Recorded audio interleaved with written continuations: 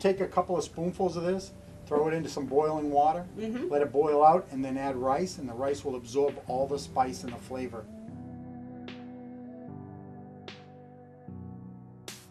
Prince Street, August 14th, a Soho bar, a speakeasy. It's you and me and I'm feeling free. Hello, this is Queen Banda from WCTV. We are here today in Plymouth with Al, the guru of homemade local jams. Here we are. Here we are. Up next, we're going to talk a little bit about Al's Backwoods Berrie and a little treat as Al makes one of his fans' favorite jams right here. Stay with us. Stay with us. Yeah. How everyone lives out like Top Gun. It's you. Off exit 5 at 76 Camelot Park in Plymouth, Al Chisholm has turned a passion into a business by opening Al's Backwoods Berrie, the one-place stop for Al's jams, jellies, and so much more. Here we are, your own store. Finally. Finally. Finally. Now, I first met you on a farmer's market, right? Yep.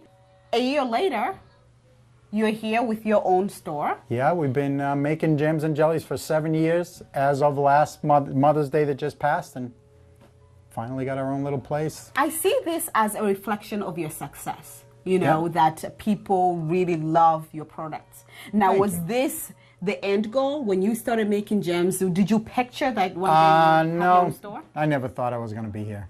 I never thought I'd have my own store. I always wanted to have my own kitchen. Okay. But the availability of the space came up, so I took the space and figured I'd put this little front section in as a nice little store, so it works. Now, how did you get started? What inspired you to start? My brother and my sister-in-law told me, because I had lost my job because of an injury, and they said, why don't you make jams and jellies? And I was like, who eats jams and jellies? And they own Cape Bottle Company in Cedarville, and they were like, who do you think we sell our bottles to? So there we are. But did you know anything about making jams and jelly prior? All I ever knew about jams and jellies, I learned when I was a kid. I spent all my summers in Prince Edward Island, Canada. My aunts always preserved for the winter. Everything was put up. So I just watched how they did it, got some of their recipes from my sister, brought them home with her, and here we are. So they're all homemade and They're all- from yep. local ingredients, right? Yep. Well, most of them, my pineapples don't grow so good on the tree at the house. But most of them are all local. Okay. It's just I get a lot from the recipes, but then I have a lot of ideas in my own head, like, oh well, that sounds good, you know. Like recently, I just started making a coconut pineapple. So apart from the internet and you just experimenting with different flavors, who else gets to whisper in your ear about, let's try this kind of flavor? Oh, I have a lot of friends or customers. Mike, I gel the wines for Plymouth Bay Winery, and Mike and Pam Carr at the winery, they come up with some great ideas. There are different ways to mix wine with different fruit and make these incredible wine jellies. They were featured on Good Morning America for the wine jellies. Yes.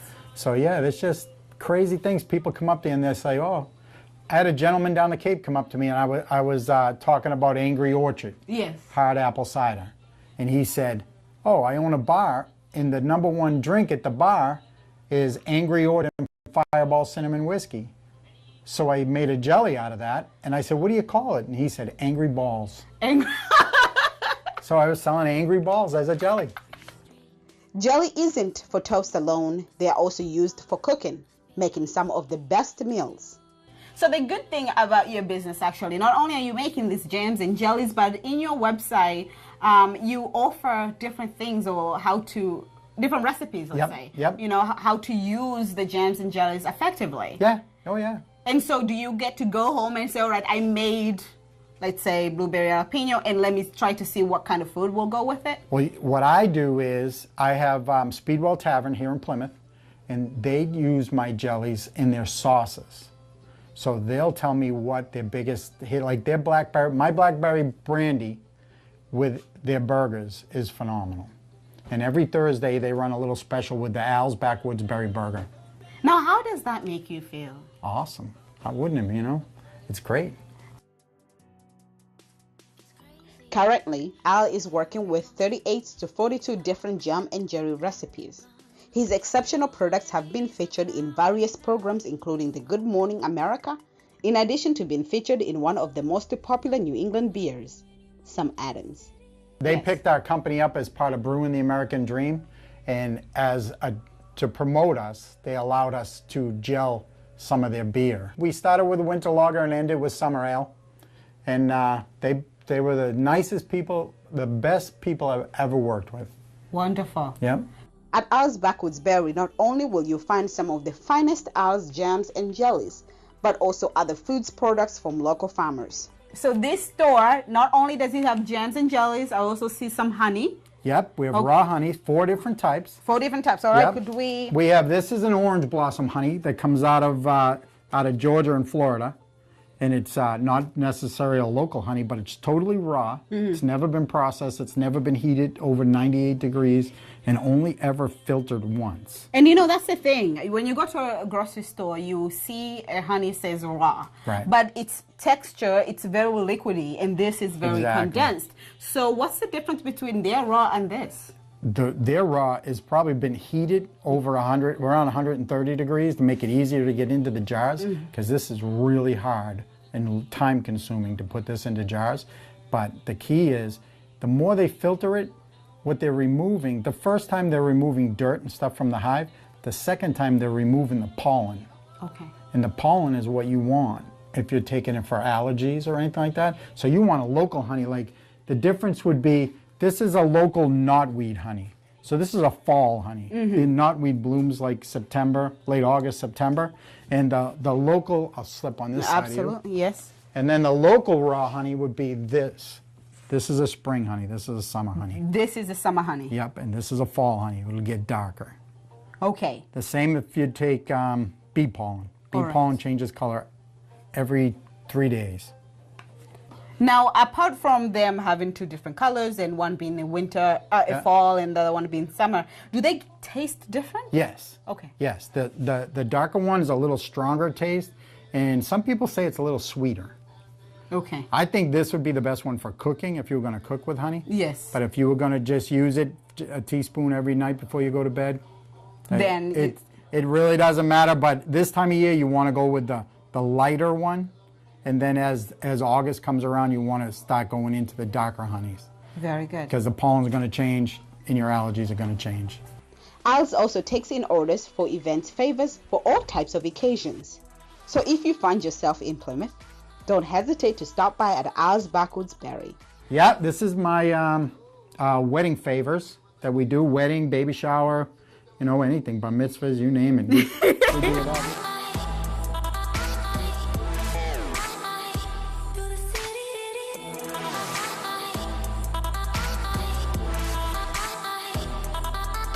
So you're going to show us how to make a cherry amaretto jam? Yes, this is the last of the cherries. This will bring it up to blend them up really good, really well. But you don't want to blend them completely so that they're really all mush. You want some whole cherries in there. So this is the last of, Oh, Our those cherries. look really good. and as you can see, some of them are whole, some of them are well chopped. And this will make 20 pounds of cherries. And just before this is done, we'll add a little bit of amaretto into it. This right here is going to take about, well, it's going to take probably 20 minutes. What I do is I use one of my wireless thermometers, put it in, and this will tell me the internal temperature of the kettle, and it'll go up to 100, it'll go 212 degrees, it boils. Okay. 218 degrees, it's jelly. So just because it's boiling doesn't mean it's jelly. Okay. When it gets to 218, the sugar and the pectin infuse, All right. and that causes it to gel. But it won't gel in the, you know, it won't Yes. gel until it cools down. Okay. But you'll see it'll get so much thicker, you know. Now, what are some of the mistakes maybe you were making when you first started? Oh God, put too much sugar in them, or don't put enough sugar in them and they don't gel. They become a sauce. And what about if you put too much sugar? Too much sugar, they become like silicone, hard. Yeah, not hard, I mean, but you got to pry them out. Now just spread in the pectin and stir it in nice and slow.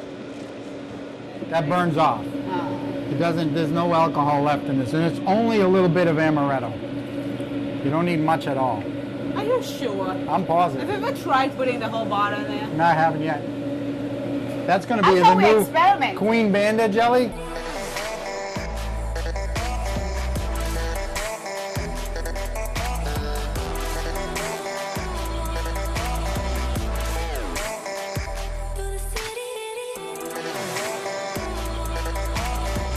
That is something that I want to swim in, and as I'm eating it, I want a full tub of this. Full tub of this? You got it. It's on That's its way. What's the address? Motel 6? Motel 6. That is delicious.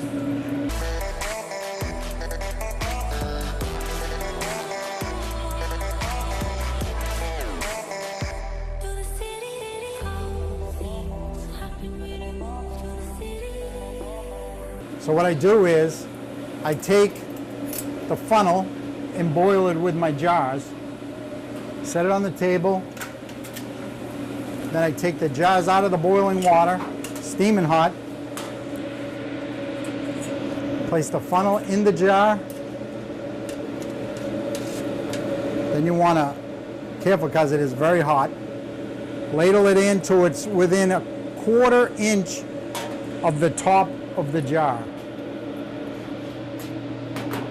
It's all right if you're a little bit below that, but if you're a little too much in there, you don't get as good a seal. And just screw the cap on. That's really, really hot. And invert it like that. Well, thank you so much, Al, for taking us behind the scenes so they Thank can you. find you right here. Right here, 76 Camelot Park. We're open every day, 10 to 4. You can come in for a free sample of our jams, our honeys, a hot sauce, and we're going to be carrying cheeses from local cheese seller, Joni Chipman from Say Cheese. Thank you so much, Al. All right? I had a lot of fun. Good. I'm glad. Thank you. To the city.